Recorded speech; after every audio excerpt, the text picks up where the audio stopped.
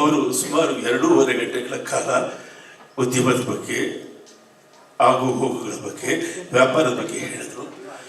ಅವ್ರ ಮಾತುಗಳನ್ನು ನನಗೆ ಕೇಳಿಸ್ತು. ಅವರಂದರು, ರಾಜು, ಯಾಕೆ ಜನ ರಾಮಾಚಾರಿ ಥರ ಸಿನಿಮಾ ಮಾಡ್ತಾ ಇಲ್ಲ, ಯಾಕೆ ಜನ ಹಳ್ಳಿ ಮೇಷ್ಟ್ರ ಥರ ಸಿನಿಮಾ ಮಾಡ್ತಾ ಇಲ್ಲ, ಯಾಕೆ ರಾಜಾಹುಲಿ ಥರ ಸಿನಿಮಾ ಮಾಡ್ತಿಲ್ಲ?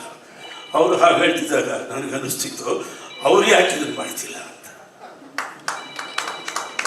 ಅವರು ಒಂದು 10 kg ಕಮ್ಮಿ ಮಾಡಿಕೊಂಡ್ರೆ ಇವತ್ತಿಗೂ ಸುಂದರ ನಟ, ಸ್ಫುರದ್ರೂಪಿ ನಟ, ಸಂಗೀತದ ಹುಚ್ಚಿರುವ ವ್ಯಕ್ತಿ. ಅವರು ಅಂಥ ಚಿಕ್ಕ ಚಿಕ್ಕ ಚಿತ್ರಗಳು ಮಾಡ್ಬೋದು. ಆದರೆ ಈ ಟೆಕ್ನಾಲಜಿ ಹಿಂದೆ ಹೋಗಿ ಪ್ಯಾನ್ ಇಂಡಿಯಾ ಇತ್ಯಾದಿ ಬಗ್ಗೆ ಮಾತಾಡ್ತಿದ್ದಾರೆ, ಅದು ನಿಜ.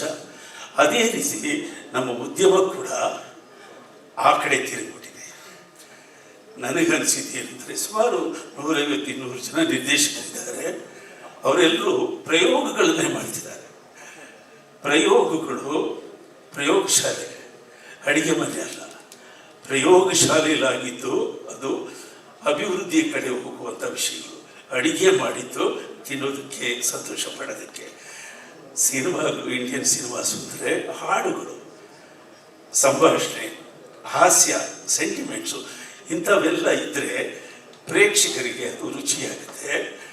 ನಾವು ಈ ಹಳ್ಳಿಗಳ ಕಡೆ ಸಂತೆ ಬೆಳೆ ಅಂತ ಒಂದು ಮಾಡ್ತಾರೆ, ಅದ್ರ ಜೊತೆಯಲ್ಲಿ ಮನೆ ಬೆಳೆ ಅಂತ ಒಂದು ಮಾಡ್ತಾರೆ. ಸಂತೆ ಬೆಳೆ, ಕಬ್ಬು ಬೆಳೀತಾರೆ ಚೆನ್ನಾಗಿ, ಅದನ್ನೇ ದಿನ ತಿನ್ನೋಕ್ಕಾಗುತ್ತೆ. ಮನೆ ಬೆಳೆಗೆ ಏನು ಬೇಕೋ, ಆಲೂಗಡ್ಡೆ, ಈರುಳ್ಳಿ, ಇದು ಬದನೆಕಾಯಿ, ಅದು ಮನೆ ಬೆಳೆ. ಆ ಥರ ನಮ್ಮ ಕಥೆಗಳ, ನಮ್ಮ ಸಂಸ್ಕೃತಿ ಇರ್ತಕ್ಕಂಥ ಕಥೆಗಳ ಚಿಕ್ಕ ಚಿಕ್ಕ ಚಿತ್ರಗಳನ್ನು ಮಾಡಿಕೊಳ್ಳೋದು ಇವತ್ತಿನ ಅಗತ್ಯ ಅಂತ ನನಗನ್ನಿಸ್ತಾ ಇದೆ.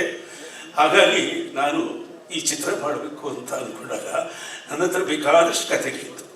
ಆದರೆ ನಾನು ಇದನ್ನು ಆಲೋಚನೆ ಇಟ್ಕೊಂಡು ಒಂದು 5 ವರ್ಷದಿಂದ ಅದೀಪ್ ಅಖ್ತರ್ ಅಂತ ಒಬ್ಬ ಲೇಖಕರು ಪ್ರಜಾವಾಣಿಯಲ್ಲಿ ಒಂದು ಕತೆ ಬರೆದಿದ್ರು, ಪಂಜರ ಅಂತ.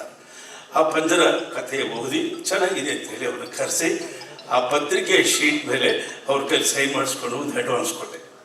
ಯಾಕೆಂದರೆ ಮಣ್ಣಿನ ಗುಣ ಇರ್ತಕ್ಕಂಥ ಕಥೆಗಳು, ಕಥೆಗಾರರು ನಮ್ಮ ಸಿನಿಮಾಗಳಿಗೆ ಬೇಕು. ಅದು ಬಂದ್ರೇ ಕಾಮನ್ ಆಡಿಯನ್ಸು ಬೇಗ ಬೇಗ ಚಿತ್ರರಂಗವನ್ನು ಆನಂದಿಸ್ತಾರೆ, ಆದರಿಸ್ತಾರೆ ಅಂತ ನನ್ನ ಅಭಿಪ್ರಾಯ. ಈಗಲೂ ಅಷ್ಟೇ, ನಾವು ಮುಂದೆ ಇಲ್ಲಿ ಎಲ್ಲ ನಿರ್ದೇಶಕರು, ಹೊಸ ನಿರ್ದೇಶಕರಿಗೆ ಏನು ಹೇಳೋದು ಅಂದರೆ, ಅವ್ರವ್ರ ಕಥೆಗಳು ಮಾಡ್ಕೊಳ್ಳಿ, ಬೇಡ ಅನ್ನಲ್ಲ. ಅದಕ್ಕೆ ಒಳ್ಳೊಳ್ಳೆ ವಿಷಯಗಳು ಬೇಕಾಗುತ್ತೆ. ಅಂಥ ವಿಷಯಗಳನ್ನ ಒಳ್ಳೊಳ್ಳೆ ಕಥೆಗಳಿಂದ ಕದಿಯೋದು ಬೇಡ. ಅವ್ರನ್ನ ಕರೀರಿ, ಕರೆದು ಅವ್ರಿಗೆ ಒಂದಷ್ಟು ದುಡ್ಡು ಕೊಡ್ರಿ, ಈ ದೃಶ್ಯವನ್ನು ತಗೋತೀನಿ ಅಂತ ಹೇಳ್ರಿ, ಬಳಸ್ರಿ. ಕಥೆಗಳಲ್ಲಿ ಕನ್ನಡದ DNA ಇದ್ದರೆ ಜನ ಚಿತ್ರಗಳನ್ನು ನೋಡ್ತಾರೆ.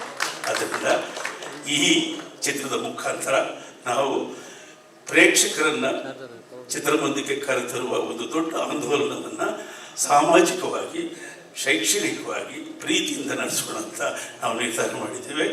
ಮುಂದೆ ಏನು ಮುಂದಿನ ಕತೆ ಬನ್ನಿ. ಓಕೆ, ಬೆಳಿಗ್ಗೆ ಈ ಚಿತ್ರಕ್ಕೆ ಒಂದು ಮುಹೂರ್ತದ ರೀತಿ ಕಾಯಕವನ್ನು ಶುರು ಮಾಡಿದ್ವಿ. ನಾನು ಮಾನ್ಯ ಮುಖ್ಯಮಂತ್ರಿಗಳು ಸಿದ್ದರಾಮಯ್ಯ ರಿಕ್ವೆಸ್ಟ್ ಮಾಡಿದೆ, ಸರ್ ಈ ಚಿತ್ರಕ್ಕೆ ಓಕೆ ಅಂತ ಟೈಟಲ್ ಇದ್ದೀವಿ, ನೀವು start sound, start camera, action ಹೇಳಬೇಕು ಸರ್ ಅಂದೆ.